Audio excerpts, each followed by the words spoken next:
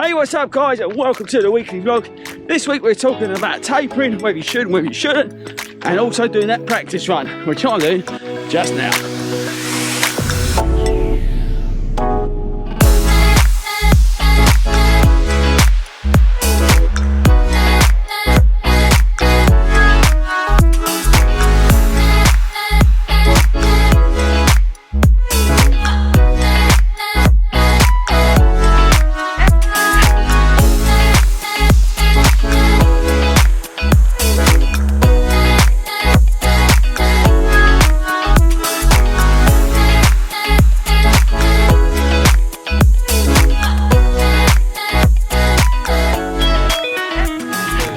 Welcome back to the weekly vlog. If you're new around here, I'm training for the London Virtual Marathon, which takes place on October the 4th. Let me know in the comments, are you taking part on October the 4th? I'd love to know. Right, so this week we're going to talk about tapering, because a lot of people have been asking me, messaging me, what I'm doing, about tapering and what they should be doing. So we'll talk about that in a bit. But first, let's talk about dress rehearsals. Right, so what do I mean about dress rehearsals? Well, pick a lower mileage week. Like today, I'm just out here doing 10 miles. So nothing major, just a bit of a down week for me. But I'm practicing all my gear for race day. So if you've not seen the video, check it out on all the stuff I was talking about. What you need on race day. But pick a, say, a down week or a low mileage run. Get all your gear out and test it out. So working from head to toe, I've not got my hat on today because I forgot it basically, but cap just in case it rains. If it's sunny, keep the water out, glasses to keep those midges out, race vest, hydration vest I mean, which is perfect for hydration, so I thought I heard a cyclist. So I've got all my fuel, phone, I've got the bladder in here, I don't know if you can see that, but I've got my bladder in here as well, which is 1.5 litres of water.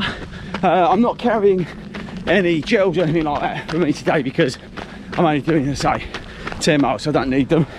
I've got my hydration, Fordy Runs tech top on, all the logos always pretty cool, sweatband, shoes, got my race day shoes on, and my compression socks, and my underwear socks. So I'm pretty much kitted out and ready to go. So why do you do it? Well, you want to test everything. You want to make sure your shoes ain't hurting, they're the right shoes. The socks, for example, are they too warm? Are they too thin? You want to check the fit of your race vest, your hydration vest I mean. You know, does it chafe in any areas? You want to check how you're feeling in terms of sort of fit with your shorts and all those little millimetre things that can make the difference on the day. So use one of your runs to practice all your kit and all your bits, and even in fuel if you want to. Should be doing that anyway, but yeah, it's worth doing. Get one in. There's also one thing else you should be trying. Right, the last thing you should test out before you do your big day is check your pace. Now I'm running along here at my goal marathon pace. I'm doing an okay job. I'll give myself a 7 out of 10. I'm running a little bit faster here. I'm trying to make up a little bit of time. I was mucking about back there with the camera, so but I'm trying to even it out as much as possible. You know, there's a couple of ways you can run a marathon, whether you negative split it or whatever, but even pace it. There's a few different ways that people have tried. The professionals use a negative split most of the time, which tends to work for them, but again, they're elites, right? But yeah, I would really recommend also getting out one of your long runs and trialing, you know, the first half of the race, like so simulate the first half of the race at your goal pace, so you know what it feels like as well, because I don't know about you, but I've been working hard on my speed. Check that out, by the way. How cool is that? Swimmers, look.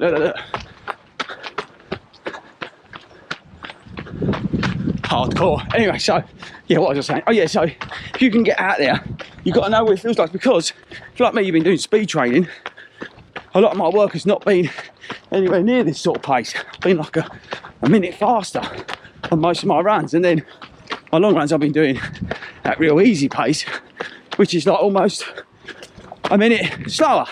than my goal pace, which is perfect for training. But now we're getting into the sharp end of it. You need to start drilling in some of these races, some of these runs at goal pace. Okay, so tapering. Now, thanks to everybody who's messaged me, and I love it when you guys message me or put it in the comments, hit me up on Instagram and all that sort of stuff. I really love having a chat with you and interacting with the community that we built around Fordy Runs. So, popular question this week has all been about tapering. When do I taper? Do I taper? How long should I taper for? What do I do with my taper? And all those different questions that pop up.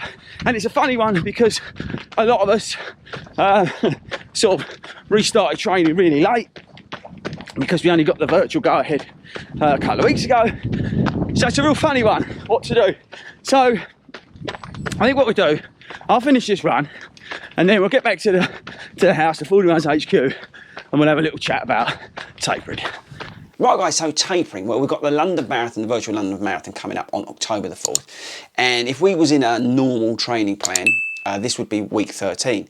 What's so significant about week 13? Well, it's your highest mileage week, and then you would then taper down over the next 3 weeks. Now, I'm not saying that a 3-week taper is right. Me personally, I like about a 2-week taper, but everybody's different. But they do recommend about a 3-week taper if you're starting out on your marathon journey. Why do we taper? Well, it's kind of I wouldn't say it's a reset button, but it's a way of bringing your body and your mind back to a level where you're not fatigued. You'll probably be surprised how fatigued you are mentally and physically where you've been doing the long runs over the last few weeks. And it's all about bringing your sort of that fatigue out of your legs, getting you back to a place where you're sort of then race ready, you're sort of raring to go. Week 13, as I say, is where you hit the bigger miles. If you're doing a 3-week taper, this is the week where you'll be doing that sort of 18, 20, 22 mile run.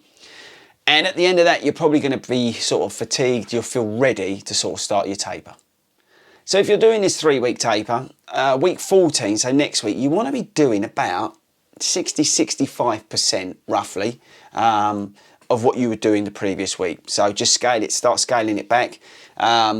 Drop your long run down to like maybe a 15-14 mile run. Probably 15 miles might even be too much. So a 14 mile run's a good distance to do. You know, it's not half distance, it's over half distance. So think about that. Yeah, about 60-65% of your volume. I'm talking about your weekly volume. So cut down on some of those runs, but keep the frequency as normal, but just cut down some of the distance and some of the intensity of those. And also I would use, and this is the week I used again to sort of re-emphasize, you know, the routine of like that pre-run breakfast, your fueling on that 14 mile. I practiced that. Some of the kit that maybe arrived, I spoke about the other week about practicing stuff. But again, this is the sort of week you want to be thinking about what you can be doing and can't be doing, getting everything ready for race day, wear your kit, all that sort of stuff. Because week 14, say you want to take it down a little bit, but you want to still stay sort of mentally within that marathon training block. So week 15, I would suggest probably cutting everything into half, basically. So whatever you was doing in week 13, cut it in half. That's pretty much a rule of thumb I use. So as an example, your long run would probably be about 10 miles, 16k, something like that. Again, lower the intensity of the runs, keep the frequency, but just reduce the miles down, say about 50%. Carry on testing out your stuff, carry on trying to make sure that you're comfortable with your fueling, comfortable with your hydration, that sort of stuff. Try and, up your sleep if you can, get as much rest as possible. All that sort of stuff will make a huge difference. And in particular, like I say, hydration is a major thing. Make sure you're drinking loads. Right, so one of the things that people talk about is paranoia. You will get a bit of that. You will have scaled down your mileage and you'll be thinking, I'm going to be losing fitness, I'm going to be losing, I'm not going to be able to complete the distance and all that sort of stuff. But don't worry about it. It's totally natural.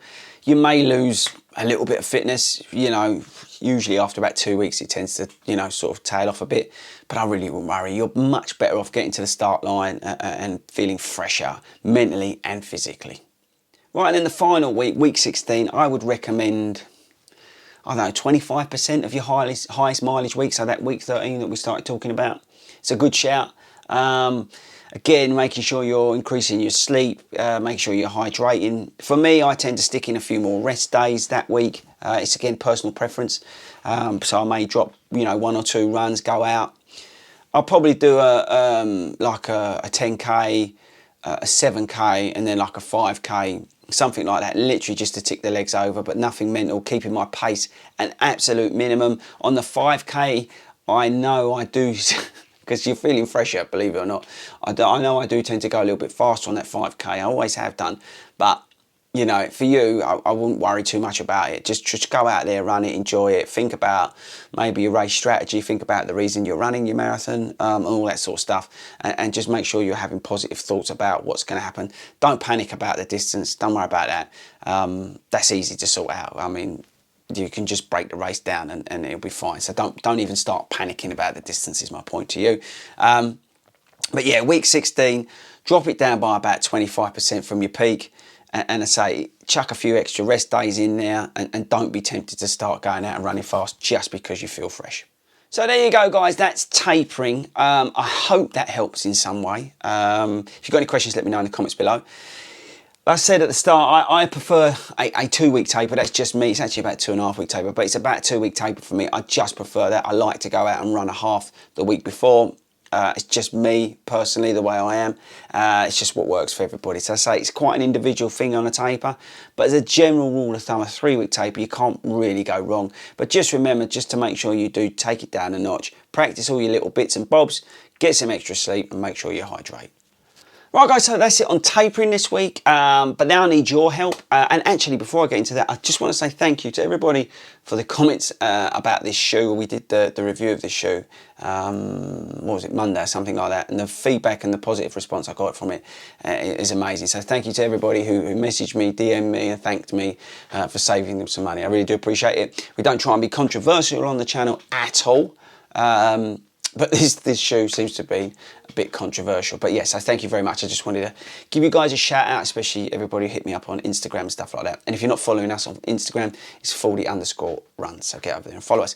The last thing, so I need your help for next week. Next week is a Q&A video. We're going to be doing everything Q&A relating to the virtual marathon, marathons in general. So if there's any questions you've got regarding, the virtual marathon or running the marathon, just let me know. Stick it in the comments, hit me up on Instagram, email via the website, all that sort of stuff.